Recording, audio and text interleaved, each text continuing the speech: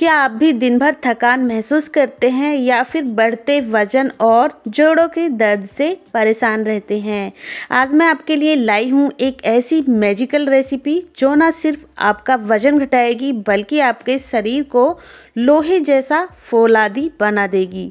सिर्फ 2 चीज़ें, ओमेगा 3 से भरपूर अलसी और प्रोटीन का पावर हाउस भुना हुआ चना, बिना चीनी बिना तेल।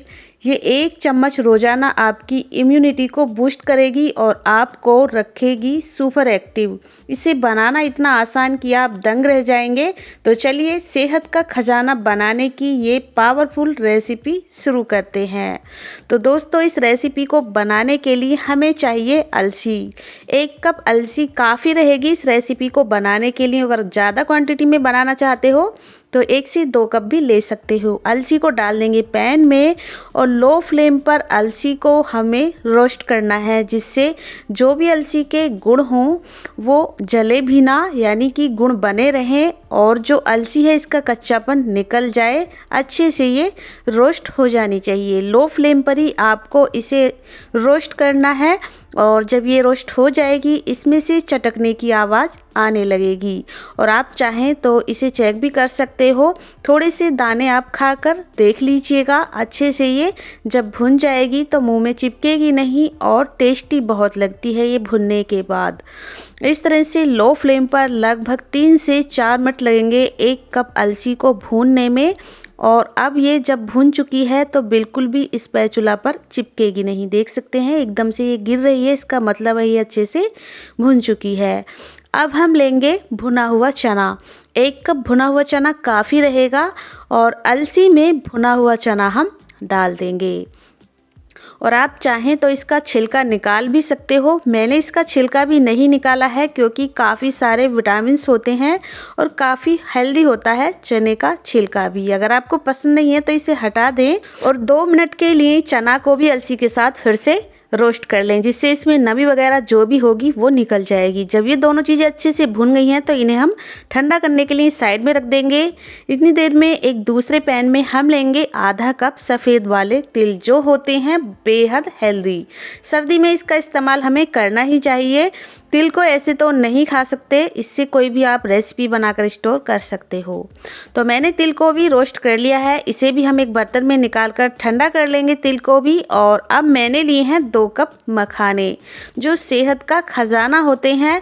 सर्दी में अगर आप इस रेसिपी को एक बार बना लोगे ना तो पूरी सर्दी आपके जोड़ों में दर्द नहीं होगा, आपको कोई परेशानी नहीं होगी सर्दी से रिलेटेड। और आप देख सकते हैं मैंने घी का इस्तेमाल नहीं किया है मखाने भूनते समय भी। अब मैंने यहाँ पर लिए हैं 8 से 10 बादाम, 8 से 10 काजू। ज़्यादा आपको बादाम काजू की ज़रूरत नहीं है, इसे मैं टेस्ट के लिए इस्तेमाल कर रही हूँ और इसमें घी तेल कुछ भी ऐड नहीं करना है। इसी तरह से बनाएंगे हम, बहुत ही हेल्दी तरीके से इस रेसिपी को बना रहे हैं। अब ये दोनों चीज़ें जब अच्छे से रोस्ट हो चुकी हैं, इसमें मैंने 10 से 12 किशमिश भी ऐड कर दी हैं और इनकी क्वांटिटी कम ज़्यादा आप रख सकते हो अपने हिसाब से। और सारी चीज़ें अच्छे से गर्म हो चुकी हैं, अच्छे से रोस्ट हो गए हैं। जो काजू और बादाम है इन्हें एक प्लेट में निकाल कर ठंडा कर लेंगे और इधर अलसी और चना भी ठंडे हो गए हैं। हाथ से टच करोगे बिल्कुल भी ये गर्म नहीं है, पूरी तरह से आपको इन्हें ठंडा करना है तभी इनका इस्तेमाल करना है। और इन्हें मिक्सी के जार में डाल देंगे हम। अगर आपने इनका गरम गरम इस्तेमाल किया ना तो जो अलसी का ऑयल होता है वो रिलीज होने लगेगा और आपकी जो रेसिपी है वो चिपचिपी बनेगी।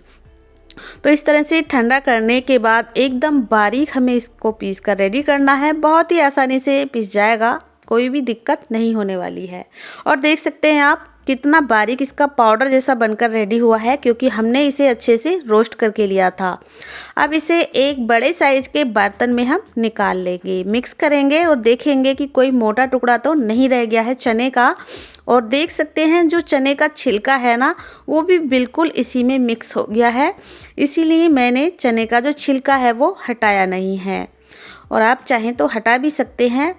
अब हम क्या करेंगे, चलते हैं गैस की तरफ। फिर से एक पैन ले लिया है, मैंने लिया है सूखा हुआ नारियल ग्रेट करके। अगर आपके पास ये सूखा हुआ नारियल नहीं है तो इसकी जगह आपको क्या करना है, 1 कप या फिर आधा कप जो डेसिकेटेड कोकोनट पाउडर होता है उसका इस्तेमाल कर सकते हो। अगर ये सूखा हुआ नारियल होगा तो टेस्टी बहुत बनेगी आपकी रेसिपी। तो मैं इसे थोड़ा सा गर्म करूँगी और इस तरह से ये हमने 2 मिनट के लिए इसे गर्म कर लिया। इसे एक प्लेट में निकाल लेंगे। चलाते रहें थोड़ी देर पैन में, और एक पैन में 2 से 3 चम्मच हम देसी घी को गर्म करेंगे। यहाँ पर मैंने इस वक्त घी का इस्तेमाल किया है, अभी तक मैंने घी इसमें इस्तेमाल नहीं किया है। और साथ में मैंने ग्रेट किया हुआ या फिर कट किया हुआ 1 कप गुड़ डाल दें, क्योंकि चीनी का इस्तेमाल हम इसमें नहीं करने वाले हैं। और घी के ही साथ हमें गरम करना है इस गुड़ को। थोड़ा सा पतला पतला कट करके डालोगे ना तो बहुत जल्दी ये मेल्ट हो जाता है। और अगर आप गुड़ का इस्तेमाल नहीं करना चाहते, आपके पास गुड़ नहीं है, तो आप इसमें 1 कप चीनी को भी गरम करके मेल्ट कर सकते हो। और देख सकते हैं आप, ये गुड़ अच्छे से मेल्ट हो चुका है। अब हमें गैस को ऑफ कर देना है जैसे ही गुड़ मेल्ट हो जाए, और इसे इसी तरह से चलाते रहें थोड़ी देर, क्योंकि पैन काफ़ी गर्म है। इसी की गर्माहट से ये और भी ज़्यादा पक जाएगा। अब गुड़ को हम ठंडा करने के लिए साइड में रख देंगे, और जो हमने मखाने रोस्ट किए थे और जिस जार में मैंने चना और अलसी पीसी थी उसी में मखाने डाल देंगे, काजू बादाम डाल देंगे, और ये रोस्टेड तिल भी इसमें डाल देंगे। थोड़े से तिल बचा लेंगे, लगभग 2 से 3 चम्मच। और साथ में ही डाल देंगे फ्लेवर के लिए 3 से 4 हरी इलायची, या फिर इलायची का पाउडर भी आप डाल सकते हैं अगर इलायची नहीं है। और इनको भी हम एकदम बारीक पीस कर तैयार करेंगे। तो देख सकते हैं कितना बारीक इसका पाउडर बना है। आप चाहें तो इसे थोड़ा सा दरदरा भी रख सकते हैं, और इसी अलसी और चने वाले पाउडर में डालकर अच्छे से मिक्स कर देंगे। दोस्तों, ये रेसिपी टेस्टी तो है ही, साथ में ये हेल्दी बहुत है। हम इसे बहुत हेल्दी तरीके से बना रहे हैं, और घी का इस्तेमाल बहुत ही कम करेंगे हम इसमें। और इस तरह से मैंने इन सारी ही चीज़ों को अच्छे से मिक्स कर लिया है। एक बार हम हाथ की मदद से और अच्छे से मिक्स कर लेंगे, जिससे कि सारे ही पाउडर में सारी चीज़ें अच्छे से मिक्स हो जाएं। अब हमने जो नारियल को रोस्ट किया था वो कुछ इस तरह का हो गया है। इस प्लेट में मैंने निकाल लिया था, और सारे ही नारियल को हम इसमें डाल देंगे। चाहें तो आप डेसिकेटेड कोकोनट पाउडर का इस्तेमाल भी कर सकते हो। इस तरह से अगर सारी चीज़ों को रोस्ट करके लोगे ना तो ये रेसिपी आप पूरी सर्दी स्टोर कर सकते हो। जैसे कि अभी जनवरी का मौसम चल रहा है, तो आप इसे फरवरी के लास्ट तक भी स्टोर कर सकते हो। 2 चम्मच मैंने इसमें सौंठ का पाउडर डाल दिया है, जिसे आप अदरक का पाउडर भी बोल सकते हो। और अच्छे से मिक्स करेंगे। आप चाहें तो इसमें थोड़ा सा काली मिर्च का पाउडर डाल सकते हो, इसके टेस्ट को और भी ज़्यादा बढ़ाने के लिए, क्योंकि ये रेसिपी इतनी ज़्यादा टेस्टी बनेगी कि बच्चे भी इसे मांग मांग कर खाएंगे। और इसे स्टोर करने का तरीका भी मैं आपके साथ शेयर करूंगी। इधर जो गुड़ हमने मेल्ट करके रखा था वो ठंडा हो गया है, देख सकते हैं बिल्कुल भी ये गर्म नहीं है। तो जब गुड़ हल्का गर्म हो, यानी पूरी तरह से ठंडा भी ना हो, तो हम हल्का गर्म गुड़ इसमें इस्तेमाल करेंगे। अगर आपने इसमें गरम गरम गुड़ डाल दिया तो ये रेसिपी जो है आपकी बिखर जाएगी, इसके लड्डू बनेंगे नहीं। तो इसलिए आपको गुड़ को गर्म करने के बाद हल्का सा ठंडा करना है और इसमें मिक्स कर देना है। वैसे आप इसमें चाहें चीनी का इस्तेमाल कर सकते हो, मेल्ट करके चीनी को, या फिर चीनी के पाउडर का भी इस्तेमाल कर सकते हो।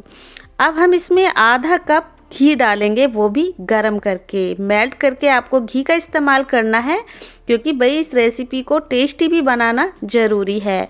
और घी के साथ हम अच्छे से मिक्स करेंगे। तो देख सकते हैं कितने कम घी में हमने इस रेसिपी को बनाया है, और इस तरह से अच्छे से हम मिक्स करेंगे। तो अगर आपके पास गुड़ नहीं है, गुड़ का इस्तेमाल नहीं करना चाहते, तो आप चाहें इसमें चीनी का पाउडर या फिर जो कच्ची खांड होती है उसका पाउडर भी डाल सकते हो, और गरम करके इसमें घी का इस्तेमाल करें। घी की क्वांटिटी थोड़ी ज़्यादा लगेगी अगर आप चीनी या गुड़ को मेल्ट करके नहीं डालोगे। इस तरह बनाओगे तो बहुत कम घी में, क्योंकि कुछ लोग ना घी खाना कम पसंद करते हैं, उन्हें सूट नहीं होता है, तो अक्सर वो लड्डू वगैरह इस तरह से नहीं बनाकर खा पाते।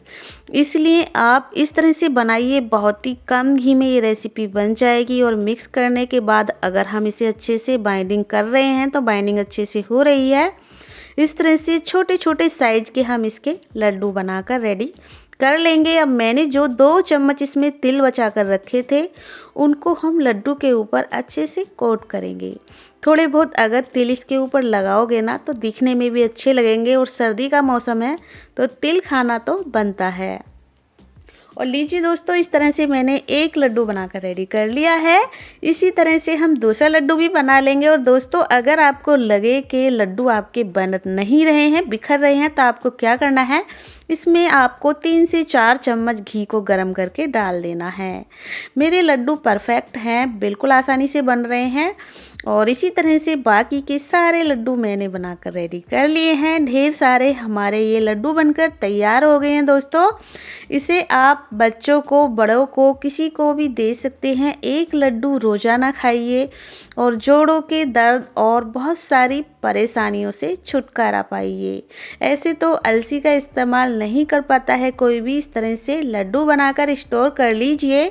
पूरी सर्दी आप इन लड्डुओं का इस्तेमाल कर सकते हो एक बार बनाकर। और दोस्तों, इन्हें आप छोटे बड़े अपनी पसंद के हिसाब से बना सकते हो। और इस तरह से चलिए मैं आपको अंदर से तोड़कर दिखाती हूँ। बिल्कुल भी ये लड्डू हार्ड नहीं बनेंगे। जिस प्रोसेस से हमने इन्हें बनाया है ना, बहुत ज़्यादा टेस्टी बनते हैं ये लड्डू। तो इस तरह से आप भी देर मत कीजिए, बनाकर स्टोर कर लीजिए। और एक लड्डू आप रोज़ाना दूध के साथ इस्तेमाल कर सकते हो। अलसी और भुना हुआ चना दोनों ही गुणों से भरपूर होते हैं। तो क्यों ना इस रेसिपी को बनाया जाए। दोस्तों, इस रेसिपी को आप कहाँ से देख रहे हो, कमेंट करके ज़रूर बताइएगा, जिससे कि मैं आपको थैंक यू बोल सकूं। और रेसिपी आपको थोड़ी सी भी पसंद आए तो प्लीज़ वीडियो को लाइक शेयर ज़रूर कीजिएगा। कुक विद पुष्पा को सब्सक्राइब करना बिल्कुल ना भूलिएगा। तो चलिए दोस्तों, मिलते हैं फिर किसी रेसिपी के साथ। तब तक के लिए थैंक यू, बाय बाय।